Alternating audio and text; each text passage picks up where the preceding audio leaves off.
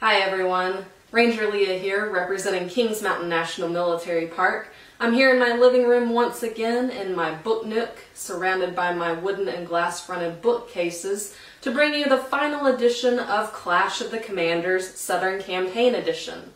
Today, let's tackle the question, who is the most villainous figure in the backcountry? Now, the obvious answer for most of us would be Banastre Tarleton, Bloody Ban. But let's dig a little deeper and consider some other possibilities. My answer to this question is Patrick Ferguson, the Loyalist commander at the Battle of Kings Mountain. Now, I've come up with a little acronym to explore why I think Patrick Ferguson is the biggest villain in the backcountry, and it is TAP, or Pat spelled backwards since he's Patrick Ferguson: threat, audience, and perception. So first, let's take a look at the threat. The infamous threat that most of us know that we refer to as the fire and sword threat, where Patrick Ferguson paroles a Patriot prisoner and sends him with a verbal message to the Over-Mountain settlements, to those Over-Mountain men, telling the Over-Mountain men that if they don't seize their opposition to British arms, he will march his Loyalist army over the mountains, hang their leaders, and lay waste to their country with fire and sword. Now let's think about the audience who received Patrick Ferguson's threat. Those in the Over-Mountain settlements had chosen to move to an area out on the very edge of civilization. They are hacking out a life in the wilderness. The majority of them are Scots-Irish. Now, the people in the more settled areas of the colonies had some descriptive words for the Scots-Irish that were in the backcountry and the Over-Mountain settlements. We've got some of those here. Belligerent, loyal, crude, tough, valiant, and bigoted.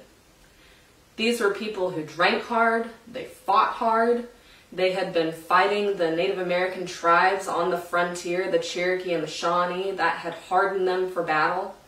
They understood that life was nasty, brutish, and short.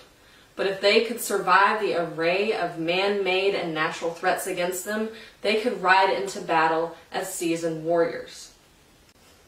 Their Scots-Irish comrades in the backcountry who would join them in the fight against Patrick Ferguson are the ones who buried the dead after Lieutenant Colonel Banastre Tarleton's British Legion hacked them to pieces at the Waxhaws.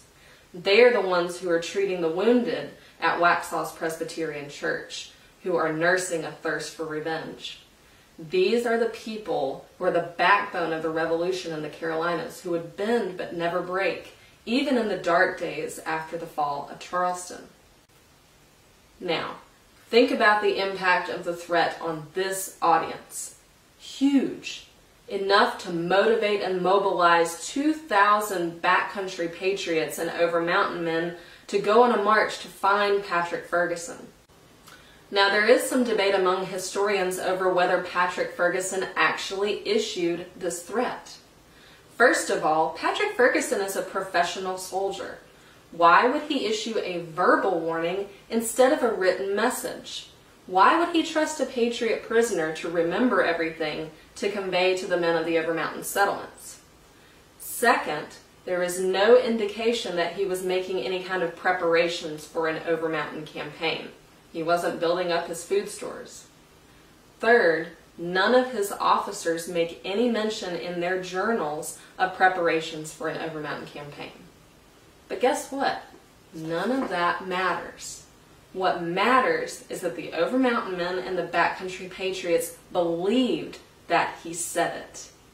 And it would not have been entirely outside the realm of Ferguson's character for him to have said something like this. In a series of letters from 1778 to 1780 that he wrote to Sir Henry Clinton, he advocates wholesale destruction of rebel strongholds, starting in New England and working southward. He believes that the British should bring in the Native American tribes on the frontier and even arm rebel enslaved people to fight against the Patriots. He advocates attacking those patriots in New England and burning their houses, burning their storehouses, burning their crops in the fall, right before the harsh New England winter, where they will have no access to food or shelter. Now, the British never act on his recommendations, but it shows that these kind of tactics are in his wheelhouse. Ferguson would also pay for the transgressions of his fellow villain, Lieutenant Colonel Banastre Tarleton. When the Patriot Army at Kings Mountain prepares for battle, the watchword or their countersign that they decide on is Buford, the name of the American commander whose troops were slaughtered at the Waxhaws by Lieutenant Colonel Banastre Tarleton's British Legion. Near the close of the Battle of Kings Mountain, when the Loyalist army is trying to surrender, some of the Patriots shout, "Give them Buford's play," which means no quarter. And Patrick Ferguson himself pays the ultimate price for his threat and for the perception of him as a villain when he is killed at the close of the Battle of Kings Mountain, where he still remains. Now, I hope that I have convinced you of my argument that Patrick Ferguson is the most villainous figure in the backcountry, but I'll leave it to my fellow Southern Campaign Rangers to make their arguments as well. Ranger William, representing the Overmountain Victory National Historic Trail, will follow me up tomorrow on Sunday. Ranger Roland and Cowpens National Battlefield will follow that on Monday, and Ranger Adrian and 96 National Historic Site will close us out on Tuesday. Thanks for watching and hope you have a great day.